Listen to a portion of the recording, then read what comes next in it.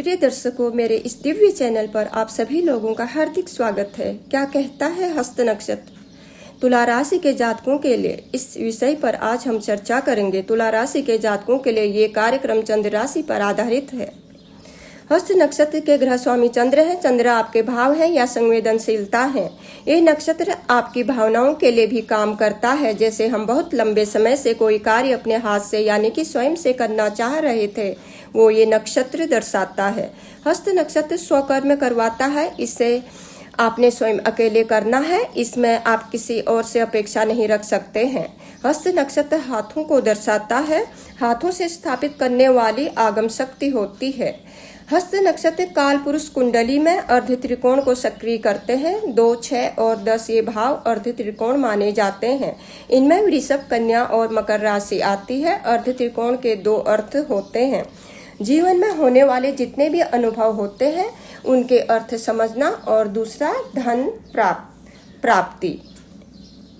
अर्ध त्रिकोण सक्रिय होने से ये होता है। प्रारब्ध यानी कि पेंडिंग कर्म, ये हस्त नक्षत्र अपने हाथों से प्रारब्ध कर्म करने का मौका देते हैं। केतु 4 मार्च को नक्षत्र परिवर्तन करके चंद्रमा के नक्षत्र हस्त में गोचर करने जा रहे हैं और 11 नवंबर तक इस नक्षत्र में ही गोचर करेंगे। केतु के नक्षत्र परिवर्तन का तुला राशि के जातकों के जीवन पर क्या प्रभाव पड़ेगा, इसका थोड़ा विश्लेषण कर लेते हैं। केतु एक छाया ग्रह है। ये रहस्यमय माने जाते हैं। केतु कुंडली में अकेले शुभ माने जाते हैं या देवगुरु बृहस्पति के साथ।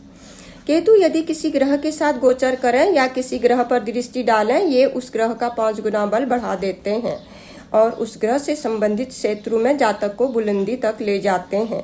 केतु रहस्यमय होने के कारण पता ही नहीं चलता कि जातक को किस ग्रह से परेशानियों का सामना करना पड़ रहा है। बीमारी ऐसी देंगे कि जांच करने पर कुछ निकलेगा ही नहीं। परिवार, मित्रजनों और कार्य क्षेत्र में मतभेद रहेंगे, लेकिन पता नहीं कर पाएंगे कि मतभेद किस वजह से है। केतु जिस भाव में बैठते हैं, यदि वहां पर कोई ग्रह है तो ये उसका जैसा व्यवहार करने लगते हैं। क्योंकि इनका सर नहीं है, इनके पास धड़ के साथ बल है।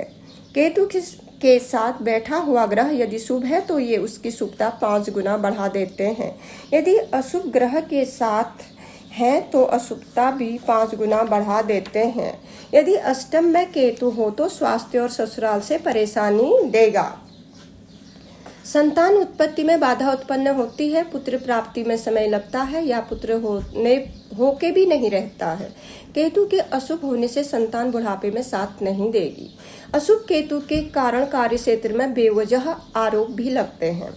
सांप या कुत्ते का काटना भी अशुभ केतु के लक्षण है। अचानक से धन हानि या अचानक से स्वास्थ्य खराब होना या नौकरी छूट जाना, ये सब अशुभ केतु के लक्षण हैं। इन सब लक्षणों से आप समझ सकते हैं कि केतु अशुभ फल दे रहे हैं और आप केतु का उपाय करें। यदि केतु शुभ है तो केतु का अर्थ है ध्वजा, बुलंदी। केतु बुलंदी तक ले जाएंगे। ये मोक्ष के भी कारक माने जाते हैं। मोक्ष का अर्थ है भौतिक चीजों की तृप्ति। जब सभी इच्छाएं पूर्ण हो जाती हैं तो मोक्ष की स्थिति बनती है।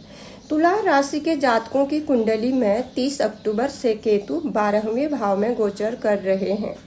ये 12वें भाव के कारक भी माने जाते हैं, इसलिए इस भाव में शुभ फल देते हैं। लेकिन वर्तमान की जो स्थिति है, गुरु का गोचर सप्तम में है और गुरु से 6ठे स्थान पर केतु है और केतु से 8वें भाव पर गुरु है। इन दोनों ग्रहों का षडाष्टक योग बन रहा है।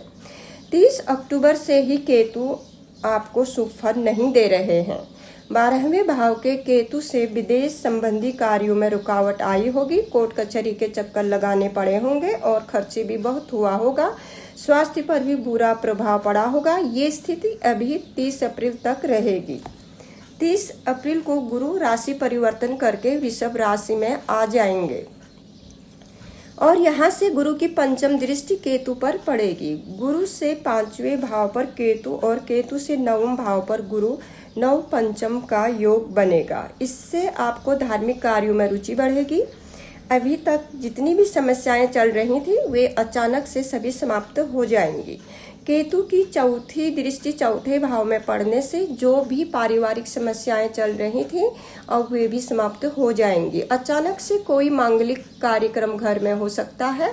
चौथा भाव चंद्रमा का होता है जो सुख शांति का माना जाता है और चंद्र के हस्त नक्षत्र में ही केतु हैं, तो पानी की चीजें, जूस, कोल्ड ड्रिंक आदि में सफलता मिलेगी। केतु की सप्तम दृष्टि छठे में पड़ रही है। छठा भाव रोग, ऋण, शत्रु का होता है। केतु अलगाव के कारक माने जाते हैं, इसलिए इन सभी चीजों से अलगाव बढ़ेगा, यानी कि सभी से मुक्ति मिलेगी। केतु की नवम दृष्टि अष्टम भाव में पड़ेगी। अष्टम भाव दुखों का, परेशानियों का, कष्टों का होता है, लेकिन केतु अलगाव के कारक होने के कारण इन चीजों से मुक्ति दिलाएंगे। पिछले 5-6 महीने से जो षडाष्टक योग बनने के कारण परेशानी चल रही थी वो सब समाप्त होगी। अचानक से गुप्त धन का योग बनेगा, रुका हुआ धन आएगा।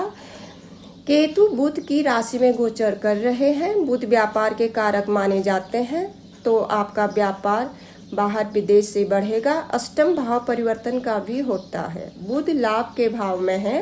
केतु और गुरु का संबंध भी बन रहा है। इस समय केतु आपको हर तरह का लाभ प्रदान करेंगे। थोड़ा जल से दूर रहना, क्योंकि केतु की दृष्टि चौथे चंद्र पर है। ये पानी के कारक होते हैं, तो थोड़ी परेशानी हो सकती है। अब थोड़ा उपायों के बारे में बात कर लेते हैं।